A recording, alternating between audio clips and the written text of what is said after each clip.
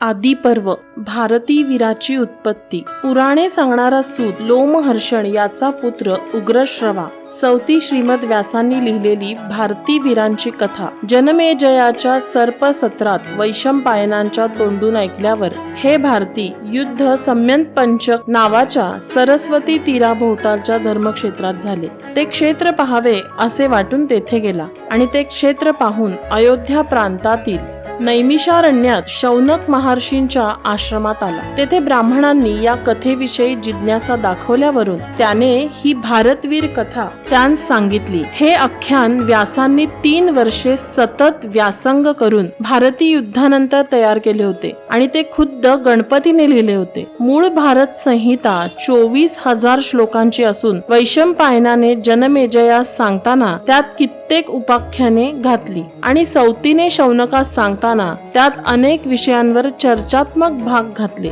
याप्रमाणे हा ग्रंथ हल्ली 1,00,000 श्लोकात्मक आहे. तथापि या ग्रंथाचे सौष्ठव व माधुर्य इतके आहे की नरकोकिलाच्या शब्दाप्रमाणे तो गोड असून इतर ग्रंथ यापुढे काक शब्दासारखे वृक्ष लागतात. या भारती विख्यानात लोकस्थिती संसार चित्र उत्तम वठवले असून त्यात उदारचित भारती स्त्री पुरुषांच्या कथा वर्णिल्या आहेत. धर्म अर्थ काम मोक्ष संबंधी उत्तम विचार यात ग्रथित केले असून शेवटी धर्मे मतीर भवतु वसत्त तोथी तानाम. तुम्ही नेहमी उद्योग करा, पण असे उद्योग करताना धर्माच्या ठिकाणी बुद्धी निश्चल ठेवा. हेच एकंदर ग्रंथाचे तात्पर्य सौतीने दाखविले आहे. सर्पसत्र. अर्जुनाचा नातू परीक्षित याचा पुत्र जनमेजय कुरुक्षेत्रात यज्ञ करीत असताना यज्ञ मंडपात एक कुत्रा शिरला. तेव्हा जनमेजयाच्या भावांनी त्यास पिटल्यामुळे तो ओरडत आपली आई स्वर्गवासी कुत्री सरमा हिच्याकडे गेला. तेव्हा तिने त्यास विचारले, तू काय अपराध केलास?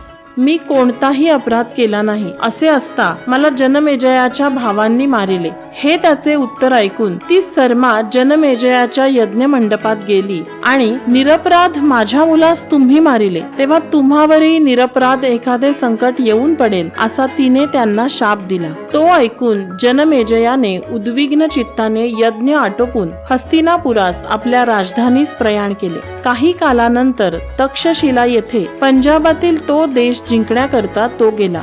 तेथे त्याने सर्पसत्र आरंभिले. या तक्षशिला देशात त्याचा बाप परीक्षित याचा खून करणारा तक्षक नावाचा सर्प राहत असे. या सर्पसत्रात सर्पांचा भयंकर नाश होऊ लागला. त्यावेळेस आस्तिक नावाच्या ब्राह्मणाने सर्पांस अभय असो असा वर जनमेजयापासून मागून हे सर्व सर्पक्षय करणारे सत्र बंद करविले. आस्तिकोपत्ती. हा आस्तिक एका नागकन्येच्या पोटी जरत्कारु नावाच्या एका तपस्वी ब्राह्मणापासून झालेला पुत्र होता. जरत्कारु हा तपोनिष्ठ असून विवाह करण्याविषयी उत्सुक नव्हता. परंतु पुत्र झाल्याशिवाय पितरांना गती नाही असे त्याच्या पितरांनी सांगितल्यावरून त्याने वासुकी नागापाशी कन्येची भिक्षा मागितली.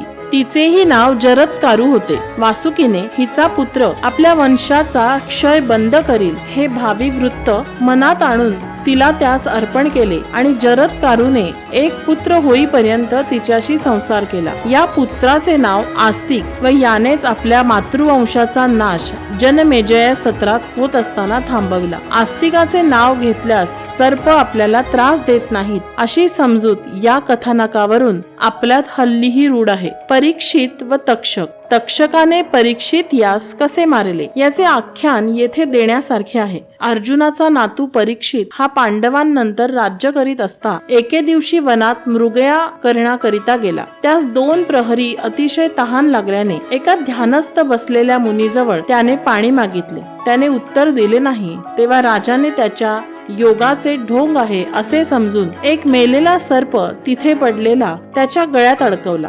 यानंतर त्या मुनीचा पुत्र तेथे आला असता ही आपल्या वृद्ध पित्याची केलेली थट्टा पाहून अतिशय संतापाने ज्याने हे दुष्ट कृत्य केले आहे त्या सर्पाचा राजा तक्षक 8 दिवसात चावेल आणि तो मरेल असा त्याने शाप दिला. मुनीचे ध्यान उतरल्यानंतर त्यास या शापाची हकीकत कळली. तेव्हा त्यास अतिशय वाईट वाटले. आपण या राजाच्या राज्यात राहतो आपल्या तपस्व्यांचा हा धर्म नाही. शम हाच यती व तपस्वी यांचा सिद्धिकारक धर्म आहे असे म्हणून तो उठला आणि परीक्षित राजाकडे जाऊन त्याने त्यास शापाची हकीकत सांगितली. तेव्हा राजास फारच दुःख झाले व त्या मुनीची निष्प्रतिकार आणि क्षमावृत्ती पाहून त्याचे दुःख दुणावले. नंतर राजाने आपल्या मंत्रिमंडळाच्या सल्ल्याने एक सुरक्षित प्रासाद एका खांबावर बांधविला आणि मंत्रतंत्र जाणणारे मांत्रिक व वैद्य यांसह तो त्यात जाऊन राहिला. त्या वाड्यात मंत्र्यांशिवाय दुसऱ्या कोणास येऊ देत नव्हता. 7व्या दिवशी काश्यप नावाचा एक सर्प विषावर औषध देणारा द्विज राजा सर्प चावून कसा मरतो हे पाहण्यासाठी राजाकडे जाण्यास मुद्दाम निघाला. त्याची व तक्षकाची रस्त्यात गाठ पडली. परीक्षित राजा अग्निसमतेज असून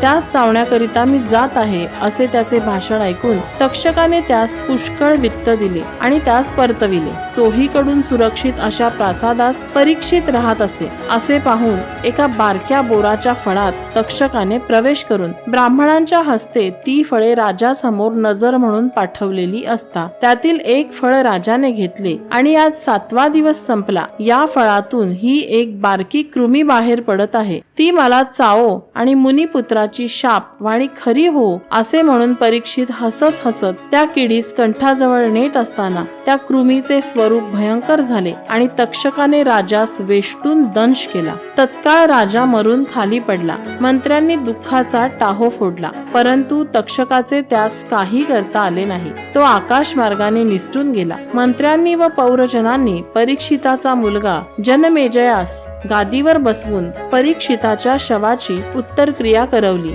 ही आपल्या पिताच्या मरणाची हकीकत व हा तक्षकाचा अपराध जनमेजयाच्या हृदयात नेहमी डाचत असे. तक्षकाचा देश तक्षशिला जेव्हा पुढे त्याने जिंकला तेव्हा तक्षकाचा सूड उगवण्यासाठी त्याने सर्प सत्र सुरू केले व हजारो तक्षकाचे जाती बंधू मारले. परंतु वर सांगितल्याप्रमाणे आस्तिकाच्या तेजाने सर्पसत्र थांबण्याविषयीचा आस्तिकाने मागितलेला वर त्यास द्यावा लागला व त्याचा परंपरागत कुळाचा शत्रू तक्षक हा वाचला. या सर्पसत्राच्या प्रसंगाने भारतीय वीरांची उदात्त चरित्रे वर्णन करणारा भारत ग्रंथ यज्ञाच्या विश्रांतीच्या वेळी वैशंपायनाने जनमेजयास सांगितला अशी भारताच्या वाचनाची कथा आहे. माझ्या पूर्वजांची कथा मला सांगा असा जनमेजयाने कृष्णद्वैपायन या सर्पसत्राच्या फुरसतीच्या वेळी प्रश्न केला. तेव्हा व्यासांनी आपला शिष्य वैशंपायन यास आपले भारत आख्यान सांगण्याविषयी आज्ञा केली.